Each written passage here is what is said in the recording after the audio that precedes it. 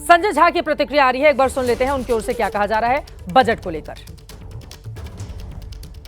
हिसाब से, क्योंकि विपक्ष कह रहा है कि कुछ है ही नहीं। बहुत वेलकमिंग बजट है और मुझे लगता है कि जो वित्त मंत्री जी ने खास करके युवाओं के लिए, किसानों के लिए, महिलाओं के लिए, स्किलिंग में, टूरिज्म में जो सबसे बड़ा आपको जॉब क्रिएटर है, स्मॉल टैक्स पेयर है उनके लिए हर एक चीज़ को एड्रेस किया है। मुझे सबसे बड़ी बात लगती है जो प्रधानमंत्री जी का 2047 में जो विकसित भारत का सपना है, उसमें जो आज जो ग्लोबल स्थिति है, चाहे टैरिफ को लेकर के है, चाहे वॉर की स्थिति है, उसमें इंडियन जो मैन्युफैक्चरर है या जो अलग अलग कम्युनिटी को उसको सपोर्ट करके यहीं पर मैन्युफैक्चरिंग वो इसमें दिखाई पड़ा है।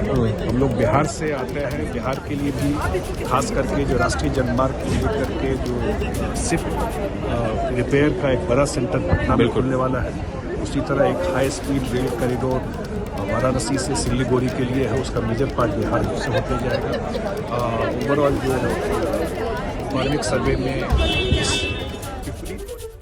संजय झा कार्यकारी अध्यक्ष जेडीयू के आप सुन रहे थे, उन्होंने कहा बिहार को भी बहुत कुछ दिया गया है। कुल मिलाकर जो एनडीए भारतीय जनता पार्टी के लोग हैं वो जबरदस्त तारीफ कर रहे हैं और जो विपक्ष के लोग हैं वो खूब आलोचना भर भर कर रहे हैं। सबकी लाइन पूरी तरह से तय है, आपको बार बार बताने की जरूरत नहीं है। किसी की भी पॉलिटिकल प्रतिक्रिया है, सिर्फ पक्ष और विपक्ष जानकर आप समझ सकते हैं कि कौन तारीफ करने वाला है और कौन इसकी आलोचना करने वाला है। हिमांशु जी, आपको रोकना पड़ा था, रोजगार के लिए क्या व्यवस्था इस बजट में? देखिए, इसमें 3 सेक्टर है जहां पे बहुत तेजी से इम्पैक्ट दिखने वाला है। एक तो एमएसएमई को लेकर सरकार ने बहुत क्लियर कट लिक्विडिटी की बात की है। उसमें एक बहुत अच्छी चीज़ क्या है कि जेम के साथ जो जहां पे प्रोक्योरमेंट होता है वहां के साथ भी आपके चीज़ों को कनेक्ट किया जाता है लिक्विडिटी के साथ। तो ये एक नया फीचर है जहां से जो छोटे व्यापारी हैं उनको लिक्विडिटी मिलेगी, उनके पास जॉब के ऑप्शन बढ़ेंगे। दूसरा, आईटी सेक्टर को लेकर जो डाटा की बात की गई है उससे एक बड़ा इंफ्रास्ट्रक्चर क्रिएट होने वाला। ऑलरेडी ऐसा नहीं है कि नहीं हो रहा है, डाटा के तरफ में बहुत तरह की कंपनी, भी छोटी कंपनी और बड़ी कंपनी भी काम करी, बट जो टैक्स हॉलीडे दिया गया है 2047 तक का, उसके हिसाब से भी एक अच्छा खासा इन्फ्यूजन अगले 6 महीने से 1 साल में आपको दिखने को मिलेगा। यहाँ भी अपॉर्चुनिटी बढ़ेगी।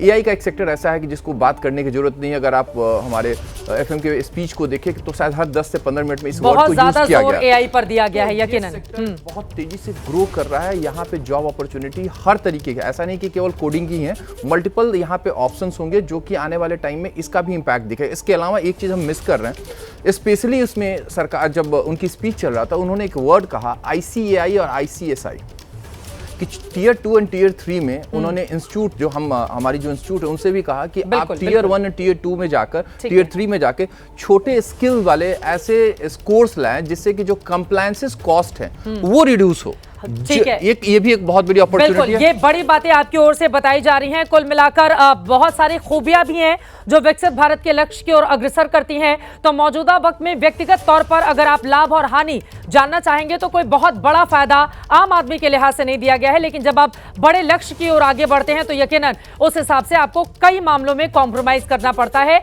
सरकार आपको यही समझाने की कोशिश कर रही है।